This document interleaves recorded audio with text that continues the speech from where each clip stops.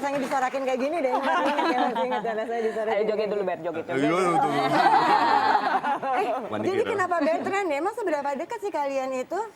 Iya, karena udah temenan lebih dari 16 tahun. Dan... Tapi waktu awal-awal kenapa nggak pacaran aja? Cie. Ini nomor satu sorry. karena dia nggak nembak-nembak. Pertama Sorry. Dia nggak pernah kosong. Dia nggak pernah kosong. Jadwal panjang. Diam, sedih, besok. Nah, nggak pernah lama. Something this nice is never single for that long. Iya. Jadi unavailable all the time. Never. Reserve. Nggak pernah ada. Udah booking tuh ya di belakang nanti ada lo tahu gitu ya. Tapi lucunya adalah setelah, remember after my second divorce, bilang Ber, you know what, I'm done with guys. Tapi if I ever choose to marry, 30 tahun, kalau aku nggak nikah-nikah, kita nikah aja ya. Baik loh dia. Ngomong gitu. Berarti gue nggak laku ya. Aku yang nembak, Anda yang nembak dia. He replied apa? And he You said, replied her. what did you say? What did you say at that time? I think I have amnesia. Nah. Dia bilang, iya Wi, untungnya ketemu Agus. Hanya doa dia. Nggak doa juga, cuman ya. Kalau enggak kamu yang bertanggung jawab atas dia. Karena kan nggak pernah ada yang bisa cowok cewek in relationships pertemanan yang benar-benar teman dalam jangka panjang kan. Ini 16 tahun, men. Because did you ini, do, we support each other, kita saling ngedukung. Iya. Kalau ada something yang kira-kira we connect, ya sesuatu yang kira-kira bring her down, I don't judge her, she don't judge me. Ya, we just there, kita gitu loh. Dulu ya, she just hug me. Kita tidak pernah, ya itu. Nggak pernah mengajari, dia nggak pernah mengajari aku, saya nggak pernah mengajari dia. Ya kan, we're just there. Ya. Gitu loh. Just there, tapi ketemunya tadi berapa lama? Bisa telepon. Setahun. Bisa apa tuh? Teleponannya di mana memang? Bisa apa? FaceTime.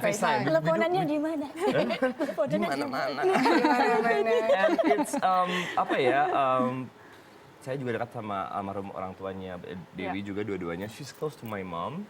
Sama and I think mungkin kita juga punya banyak persamaan. Yeah. Bertrand used to go to Gandhi School, aku juga Gandhi, terus ya dia Satu suka alma mater ya, di Gandhi. meskipun Beda sekolah. beda sekolah. Ya, kan beda-beda brandnya doang cabangnya. sama.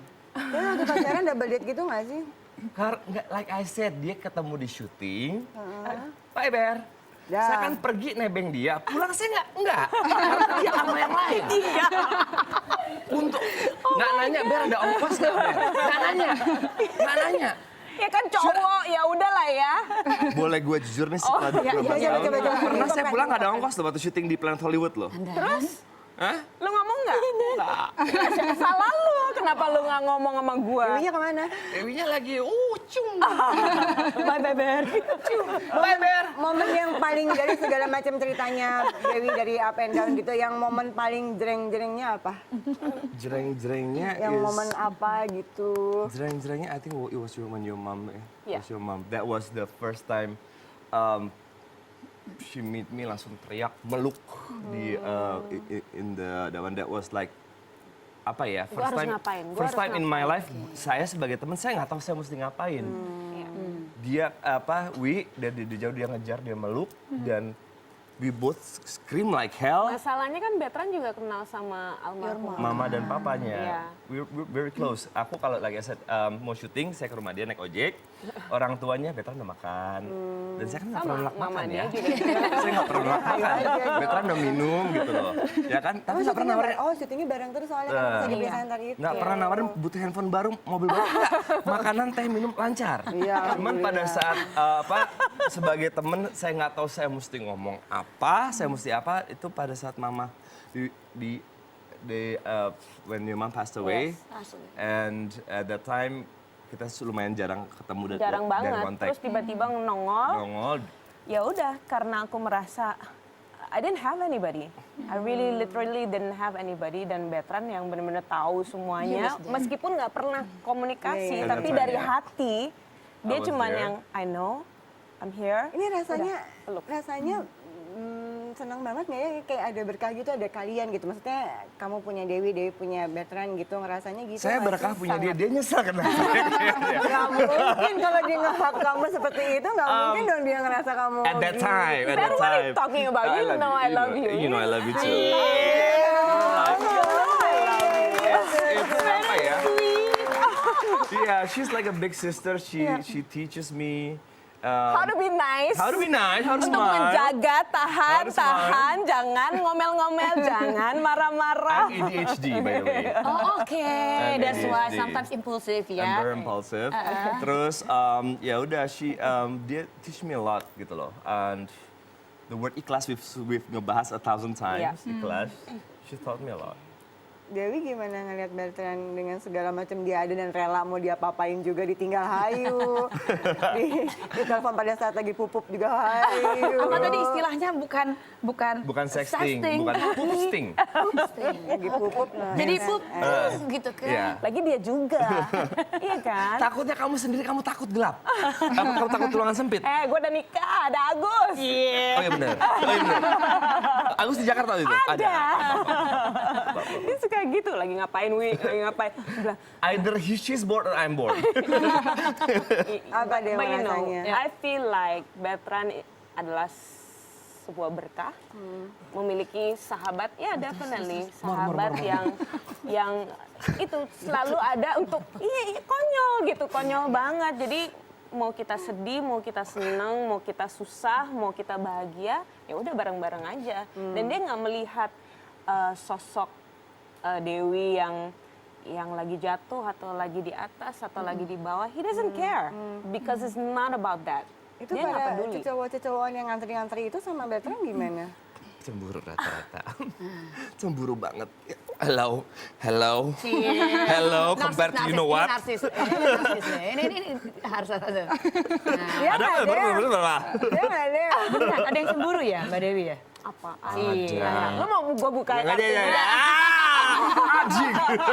Itu buat episode berikutnya Iya, bener, Del, bener. yang Berarti mau panjang nih kayaknya nih. Karena Dewi Bener, nggak bener, ada. bener, bener, Waktu bener. Dewi mau nikah sama Agus gimana rasanya? Kan dia udah bilang tuh udah case close, nggak mau apa lagi. Ini, Waktu itu. aku menikah sama Agus, this is the one guy yang Bertrand bilang, I like him. He is the guy for you. Yang sebelum-sebelumnya mukanya udah ketekuk apa segala macam. Can I say something else? Oh, no. I wasn't invited to the first 2 weddings.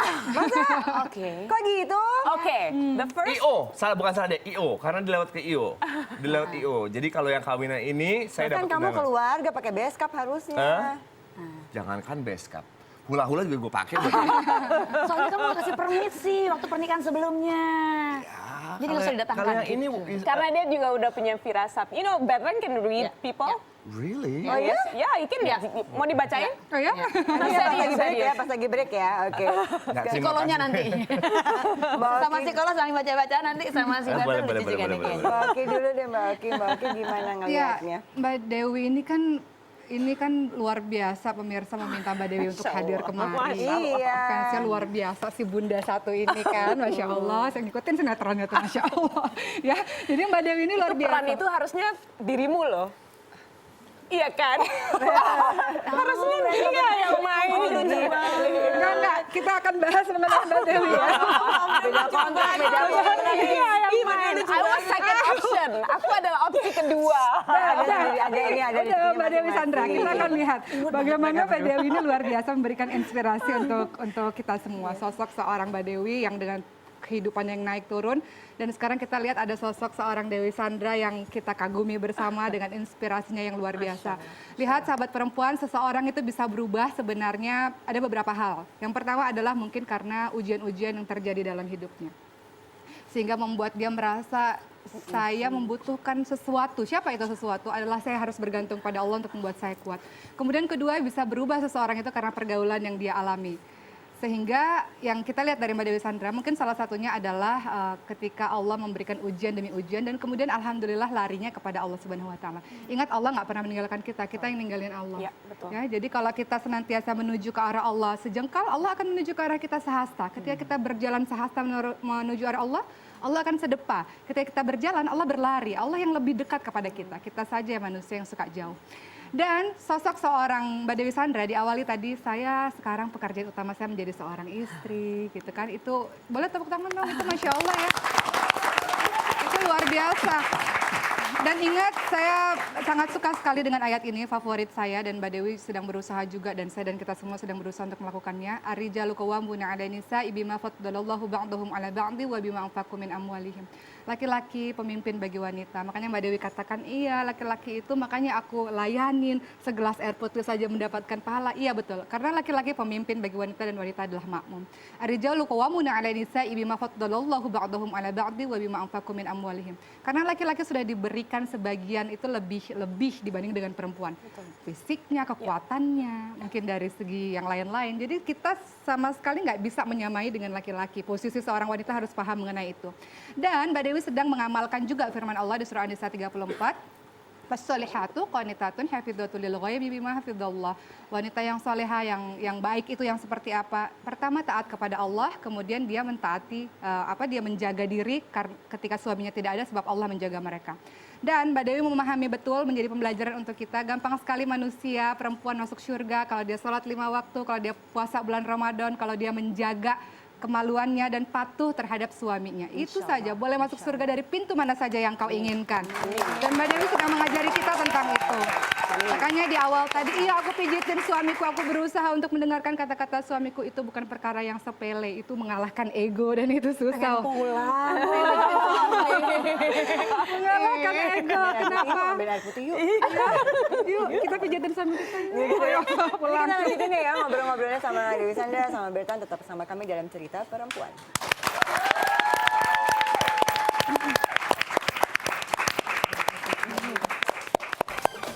Ide bagus. Aku baru kepengen